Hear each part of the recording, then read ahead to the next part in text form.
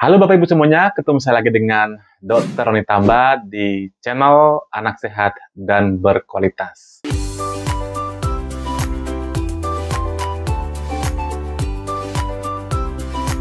Apa kabarnya Bapak Ibu semuanya? Saya mendoakan kita selalu baik-baik saja, walaupun saat ini kondisi kita sedang tidak baik-baik saja. Yang saya doakan pasti yang terbaik buat Bapak Ibu semuanya. Melanjutkan topik-topik yang kemarin-kemarin, kali ini saya akan membawakan satu topik tentang kehilangan indera penciuman. Apakah memang salah satu dari gejala COVID? Bagaimana mekanismenya? Kok bisa sih kita itu kehilangan indera penciuman? Ini yang akan kita bahas pada kali ini. Tapi seperti biasa nih, sebelum membahasnya, saya ucapkan terima kasih kepada Bapak Ibu yang sudah rajin menyimak materi-materi kami di channel Anak Sehat dan Berkualitas. Dan jangan lupa, bagi Bapak Ibu yang mungkin saja nih, baru pertama kali menyimak materi-materi kami, jangan lupa klik subscribe-nya, like, dan boleh di-share kepada teman-teman yang lain. Mana tahu nih, ada saudara, ada teman, ada juga mungkin tetangga yang membutuhkan materi dan informasi ini. Karena berbagi itu sangat indah sekali, bukan? Yuk kita mulai pembahasannya tanpa panjang lebar. Kehilangan indera penciuman sering disebut dengan anosmia. Jadi anosmia itu merupakan kehilangan kemampuan untuk penciuman. Jadi orang yang anosmia itu akan kehilangan kemampuan untuk mencium aroma apapun. Jadi jangan dibayangkan hanya kehilangan indera penciuman yang wangi saja, tapi juga yang bau-bau menyengat juga dia akan kehilangan. Misalnya nih, mohon maaf ya Bapak Ibu ya, bau pipis, bau pun itu bisa kita tidak bisa membaui karena memang kehilangannya itu pada saraf atau jalur-jalur persarafannya. Penderita COVID itu salah satu gejalanya adalah kehilangan indera penciuman ini atau yang disebut dengan anosmia. Berapa persen sih orang yang anosmia itu menjadi gejala dari COVID-19? Atau kira-kira apakah orang yang kehilangan indera penciuman otomatis COVID-19? Karena sekarang kan banyak orang istilahnya di COVID-kan. Nah gitu. Jadi itu merupakan pembahasan yang harus kita mengerti bersama. Kita lihat ya, jadi ciri-ciri orang yang anosmia atau kehilangan indera penciuman, coba kita lihat. Yang pertama adalah dia tidak akan peka terhadap bau yang menyengat.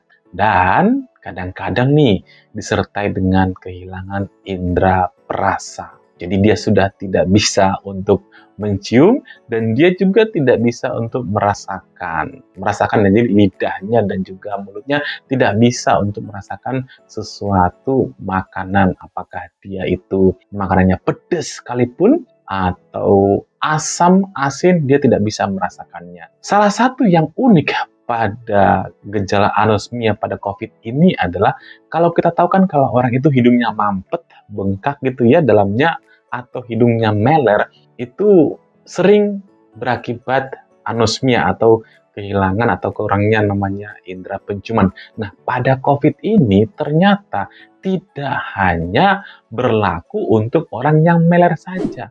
Bahkan orang yang tidak meler, tidak ingusen, ya mereka juga bisa kehilangan yang namanya indera penciuman ini. Jadi ini merupakan salah satu tanda khusus orang yang anosmia pada keadaan COVID ini.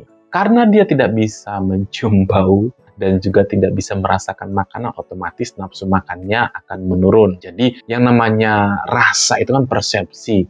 Kalau misalnya bahan makannya sama, tapi kalau yang satu asin, yang satu sedang, yang satu hambar, tentu kita bisa yang mana yang lebih lahap, tentunya yang rasanya pas gitu. Walaupun sebenarnya bahannya sama. Nah, jadi persepsi itu juga menimbulkan nafsu makan kita. Jadi memang indera yang namanya penciuman dan juga indera perasa sangat penting banget.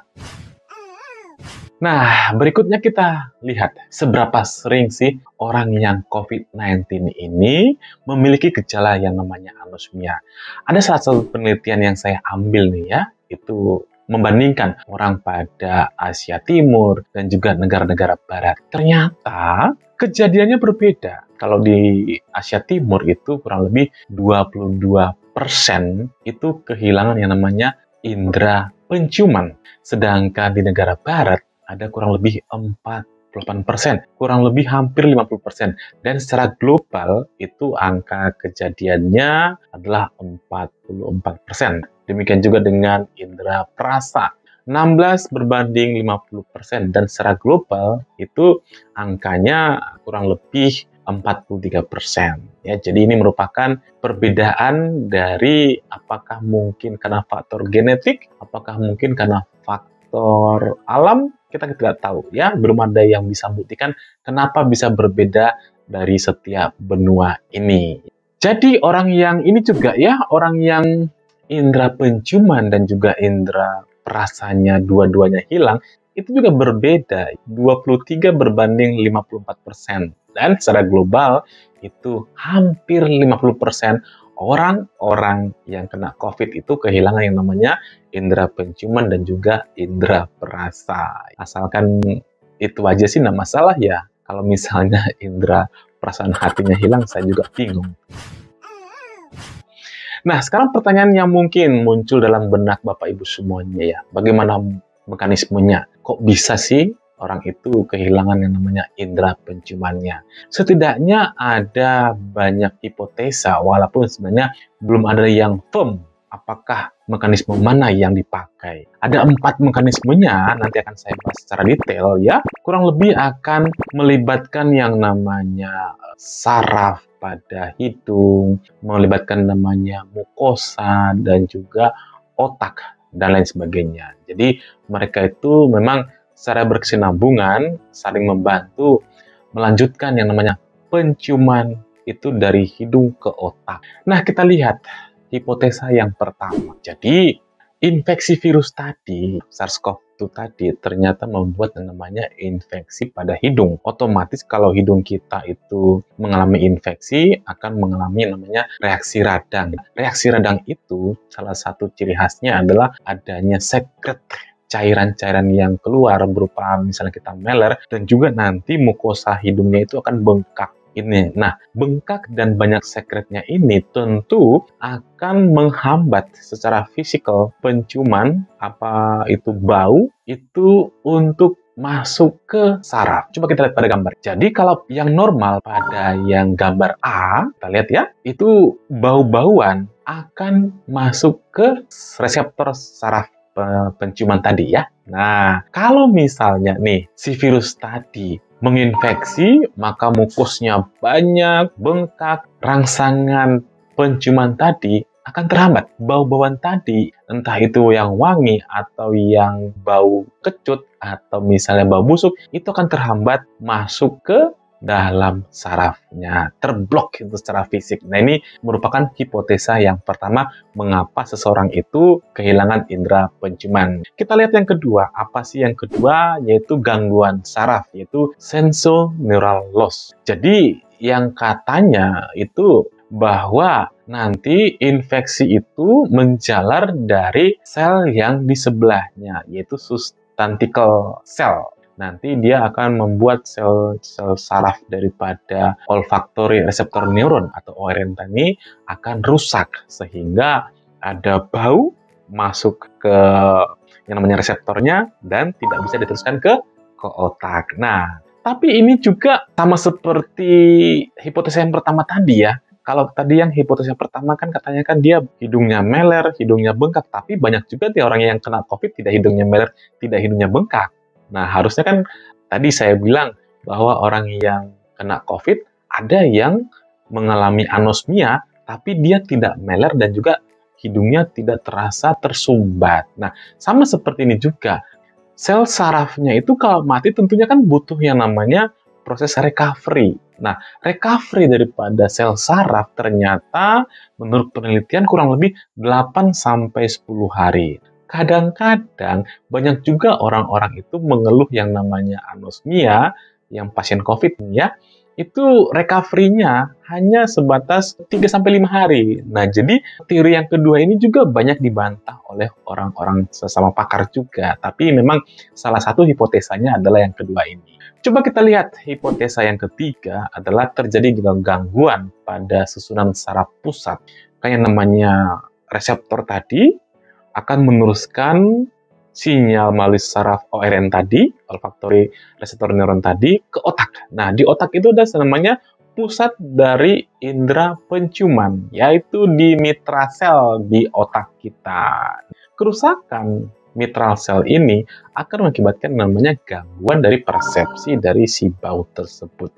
Jadi ini yang membuat orang itu anosmia. Dan yang terakhir, hipotesa yang keempat adalah kerusakan pada sel support, yaitu sustentacular cell, ya, atau SUC, sustentacular cell. Nah, jadi sustentacular cell ini, atau saya sebut SUC ini adalah sel yang mensupport dari si saraf. Ya, kita lihat pada gambar ya. SUC ini akan mensupport saraf dan juga untuk mempertahankan dari silia. Silia itu dari cabang-cabang persarafan daripada oren tadi. Nah, dengan adanya SUC ini, maka ORN-nya akan sehat gitu loh, cara gampangnya. Ketika si SUC-nya mengalami gangguan atau kerusakan, maka otomatis bau tadi tidak bisa berikatan pada silia atau pada sel ORN-nya. Nah, ini merupakan hipotesa yang keempat. Hipotesa itu kan ada banyak tadi, ada 4. Nah, kira-kira mana sih yang masuk akal? Bagaimana proses penyembuhannya? Mari kita lihat pada gambar berikut ini. Jadi pada gambar berikut ini, kita lihat lagi pelan-pelan ya. Ini ada sel sarafnya, ORN. Di sebelahnya ada SUC-nya tadi, si support selnya tadi. Ternyata yang namanya reseptor dari virus SARS-CoV-2 atau COVID-19 ini adanya di sel SUC tadi, support cell tadi, sustentacular cell tadi. Jadi, nanti dia berikatan. Ya, berikatan karena memang reseptor atau pasangan si tempat dia hinggap si virus ini adanya di sel support tadi. Nah, terus mengalami infeksi tuh si SUC-nya. Kerusakan. Nah, kerusakan tadi, kita tahu tadi bahwa fungsi daripada SUC adalah salah satunya mensupport yang namanya si ORN tadi. Nah, ketika ORN-nya rusak, maka juga diikuti oleh sel silianya yang rusak juga.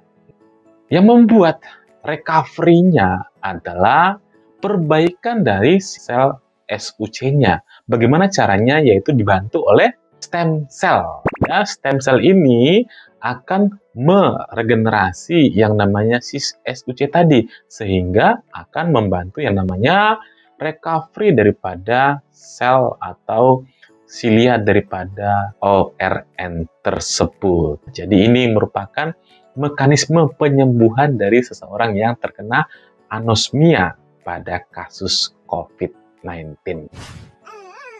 Berapa lama sih orang bisa sembuh setelah mengalami anosmia ini?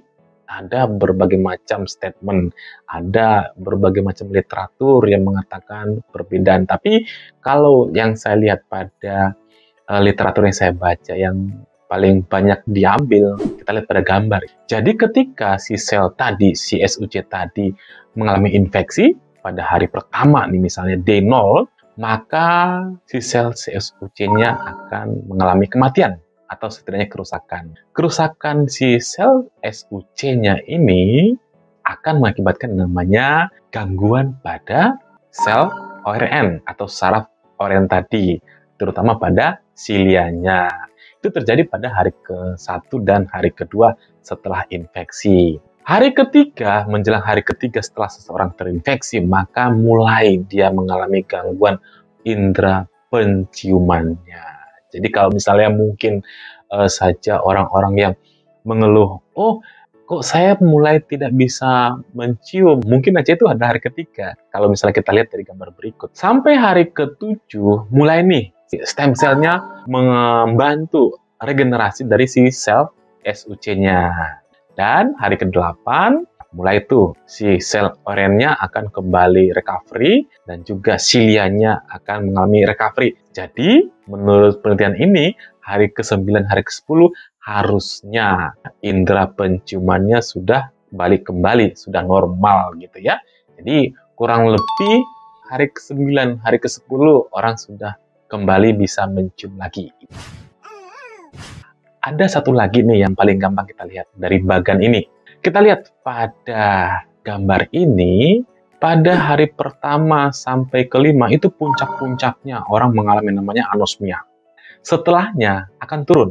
Kita lihat nih, katanya hari ke-15 orang-orang sudah hampir 90% sudah kembali indera penciumannya. Dan hari ke-20 itu sudah normal semuanya pada kasus anosmia ya. Jadi kita lihat hari kalau misalnya hari ke-8 atau hari ke-9 seperti tadi literatur yang sebelumnya itu di sini sih mengatakan baru separuhnya ya. Padahal yang tadi dikatakan itu sudah mengalami recovery. Tapi prinsipnya yang kita lihat di sini adalah bahwa harusnya 2 minggu itu sudah kembali kemampuan yang namanya mencium seseorang itu normal kembali. Hari ke-20 harusnya sudah normal.